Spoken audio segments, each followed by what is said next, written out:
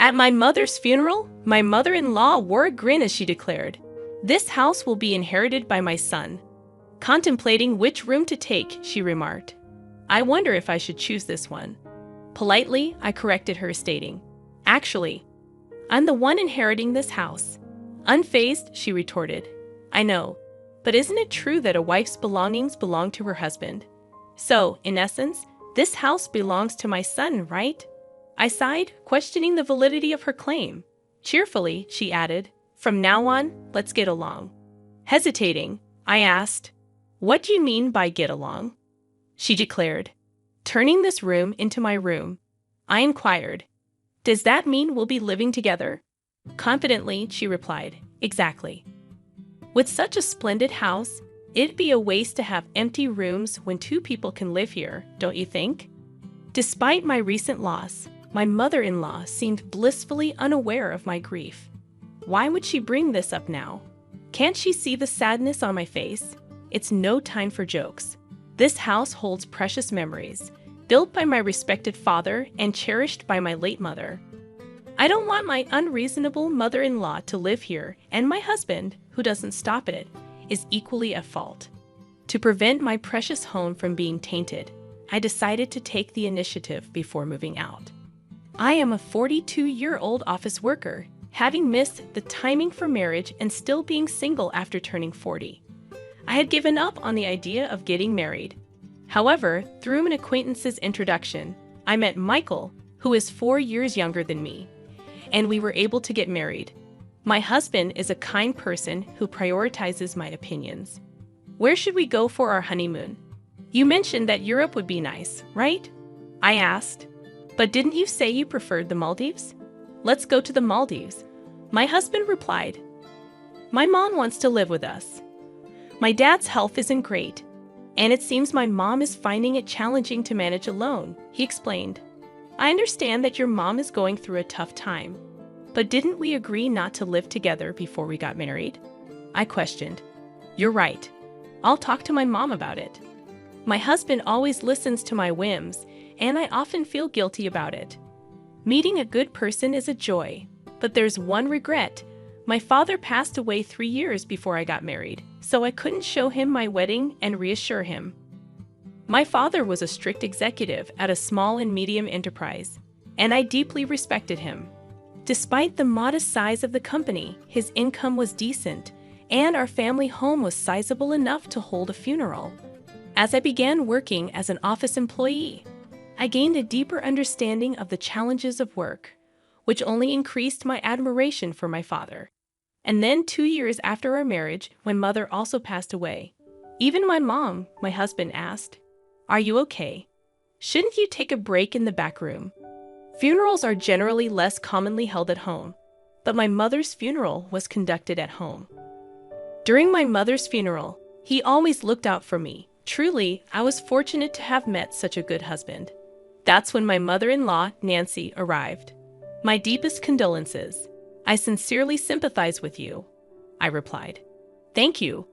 I hadn't lived together with my mother-in-law, and our interactions had been limited, maintaining a reasonable distance. However, it was during my mother's funeral that I glimpsed her true nature. Following the funeral, my mother-in-law approached me. While it was not uncommon for her to seek me out, her expression carried an oddly gleeful tone. "We greatly appreciate your assistance during this funeral. Thanks to you, we were able to smoothly complete the ceremony," she expressed appreciatively. Then, abruptly, she added, "The funeral is over now. Isn't it enough with the formalities?" I was taken aback, thinking she was initially trying to be considerate of my grief, but it soon became evident that wasn't the case. Commenting on the splendid house my parents had, I replied, "Wait a moment."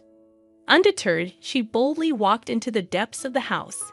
I protested, "Oh, Mom, this is inconvenient. Some areas are messy." Dismissing my concerns, she declared, "Don't fuss over details. More importantly, this house will be inherited by my son. I wonder if I should take this room." Hesitating, I tried to clarify, "Mom, actually, I'm the one inheriting this house." Smirking, she responded, "I know your parents didn't have any other children, right? And isn't a wife's belongings her husband's? So, in essence, this house belongs to my son, doesn't it? I sighed, questioning the validity of her claim. Cheerfully, she added, from now on, let's get along. My hesitation prompted her to confidently declare, I mean turning this room into my room. Concerned, I asked, does that mean we'll be living together? Without hesitation, she replied, exactly. I've decided with such a splendid house, it'd be a waste to have empty rooms when two people can live here. Finally, I won't have to take care of my husband all by myself. Unfortunately, my mother had recently passed away, and yet my mother-in-law was making such statements. I became increasingly angered, wondering why she would joke around at a time like this. Just as my conversation with my mother-in-law seemed to catch my husband's attention, he intervened. Mom, what are you saying? This isn't the right time for such discussions, he scolded. Undeterred, my mother-in-law retorted, why make such a fuss? Firmly, my husband insisted, just leave. He escorted her out of the house, apologizing, sorry, my mom can be unreasonable. Grateful for my dependable husband, I replied, it's fine. Thanks to you for handling it. Yet, in the days that followed, I would come to realize that my husband's perspective on scolding my mother-in-law was subtly different from my own. 10 days after my mother's funeral, as things settled down a bit, we decided to discuss the fate of my family home. Unexpectedly, my husband made a proposal. This apartment is cramped. Shouldn't we move back to my parents' house? I suggested. Agreeing, he added, yeah, you're right. With more belongings and the possibility of having kids, it's better than squeezing into this tiny apartment. Then, hesitantly, he concluded, well then, we should start preparing for the move. I had a pressing matter to discuss about the move. What's the matter? I inquired. He hesitated before revealing. Considering the spacious house and all the empty rooms, I thought maybe my parents could move in with us. Stunned, I questioned, are you suggesting we live together? Recently, I've noticed a change in my husband. Despite thinking he prioritized my opinions, I now wonder if he's merely a yes man or even a pushover. His compliance with my mother-in-law's requests and his suggestion of living together make me question his true stance. Despite my repeated objections to cohabitation, he persists, seemingly prioritizing her over me. Haven't I said it repeatedly? We won't live together, I remind him. He responds, but Mom keeps insisting on it. I counter, during the funeral, you scolded her, didn't you? You stood up for me and opposed cohabitation. He admits, yes, I was upset about her barging into the house. But that doesn't mean I'm entirely against living together. I just thought such an important decision shouldn't be made casually in that setting. It was decisive. Despite nodding in agreement with my stance, he seems more inclined towards my mother-in-law. Moreover, he avoids making definitive decisions, maintaining a certain distance, perhaps unconsciously believing he remains neutral. People like him can be tricky, convincing themselves of their neutrality and decision-making abilities. It's frustrating. I oppose living with someone who barged into my parents' house on the day of the funeral and suggested living in a particular room. I won't change my stance. Please convey this to your mom, I insist. He responds, why? You seem really bothered by it. Fine, I'll let her know. While I had mentally prepared for the possibility of living with my in-laws when we got married, witnessing my mother-in-law's behavior during my mother's funeral changed my perspective. Living together in the cherished home my father built is now unthinkable, especially considering my husband's lack of assertiveness. When he conveyed my opposition to cohabitation, my mother-in-law directly protested by calling me. Why are you opposing cohabitation when there's such a spacious house? You're Michael's wife now, and his father and I are your parents, right? Why such strong opposition to living together with us?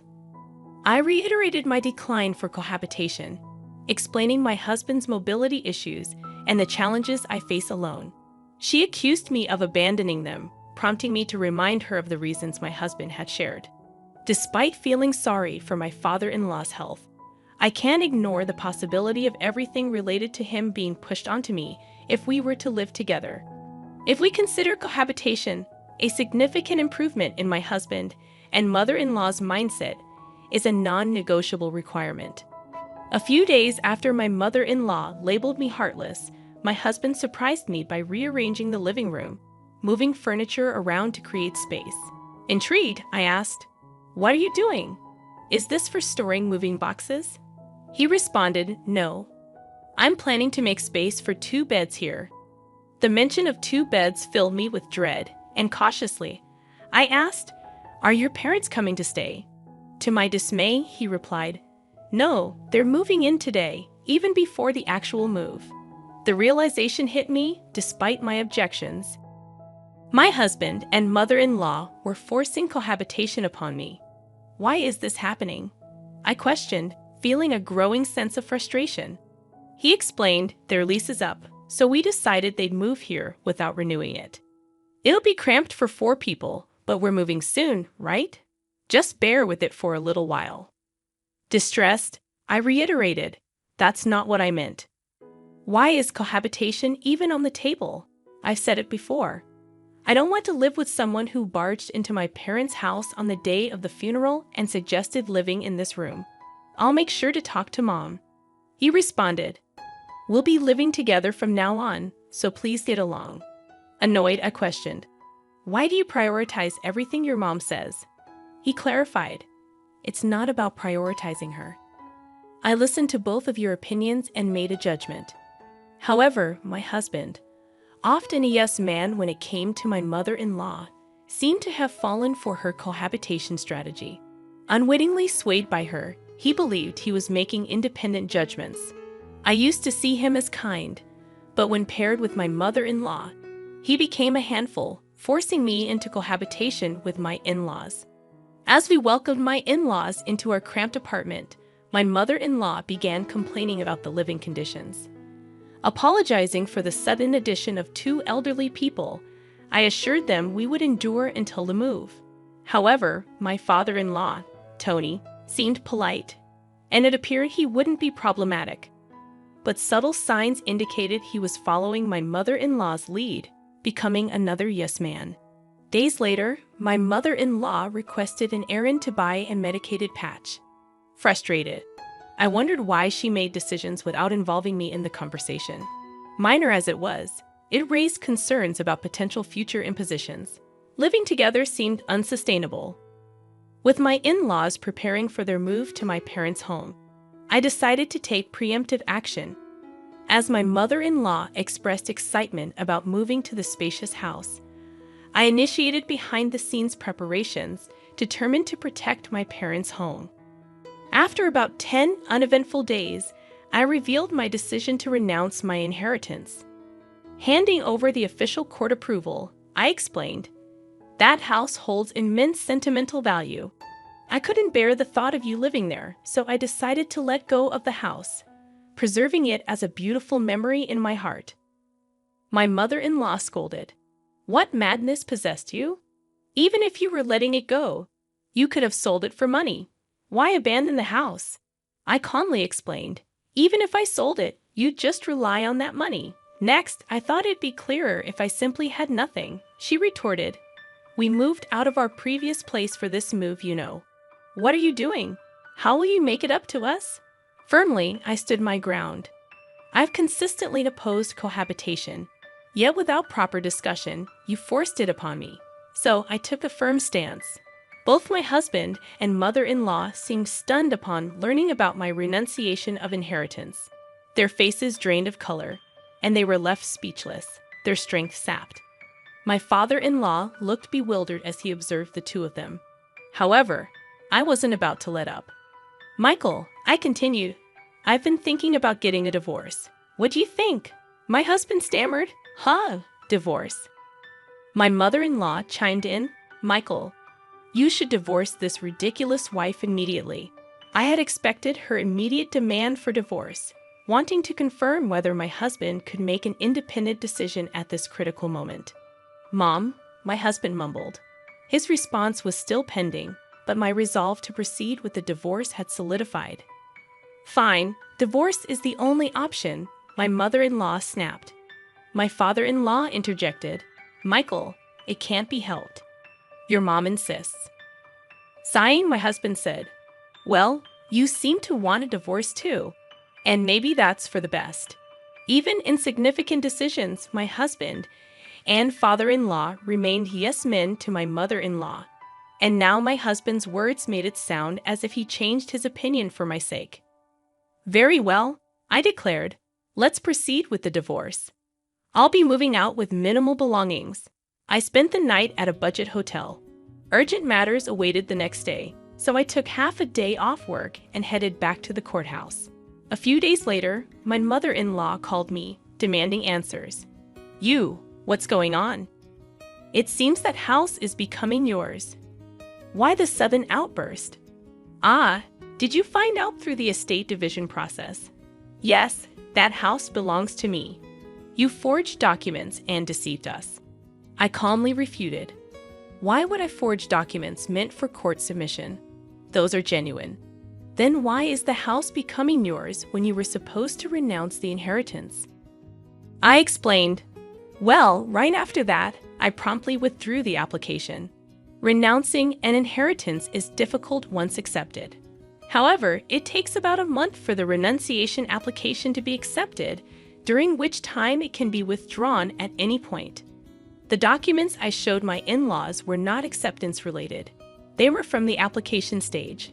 I intentionally made them believe I had relinquished the house and confronted them with the prospect of divorce to gauge their reactions and decide my next steps. I didn't expect my mother-in-law's mindset to change, but I hoped my husband would reconsider and express that he didn't want a divorce.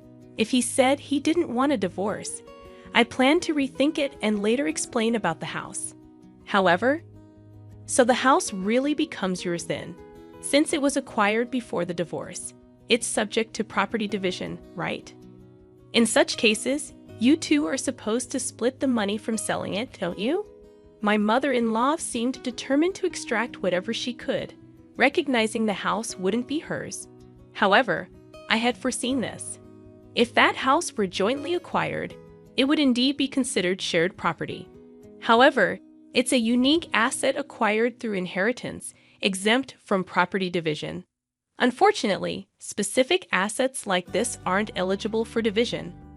She persisted. What about the money that would come to Michael through property division? I calmly responded. We'd only been married for a few years, so there's hardly anything substantial. Maybe just the car, although there's still an outstanding loan on it. Accusing me of selfishness, she called me heartless and declared, I'm protecting that house because it holds precious memories of my parents. I don't want people like you living there. If you have any further complaints, please go through a lawyer. After the call with my mother-in-law, the divorce proceedings progressed smoothly. Presumably, she urged my husband to expedite the divorce. Regardless, the divorce was finalized, and I was free from the burden of dealing with my in-laws. I felt a sense of relief, as if I had successfully shielded my father's home from harm. After I moved out, my former in-laws spent some time in the apartment where my ex-husband and I used to live. Despite one less person, the small space likely felt cramped. My former mother-in-law explored new housing options, but their age posed challenges in passing rental application screenings. Consequently, my ex-husband opted to rent a smaller single-family home for them. Although it's smaller, being a house, the rent is likely higher than the apartment. He also assumed the responsibility of supporting his parents. My ex-husband faces a challenging life ahead. Initially excited about moving into the large house my father left behind, my former mother-in-law now settles for a considerably smaller home, likely leaving her disappointed. As for me, I've embarked on a new chapter in the house my parents left me. It radiates warmth, as if my parents are still present. If you enjoyed this story, consider subscribing to the channel. Until next time,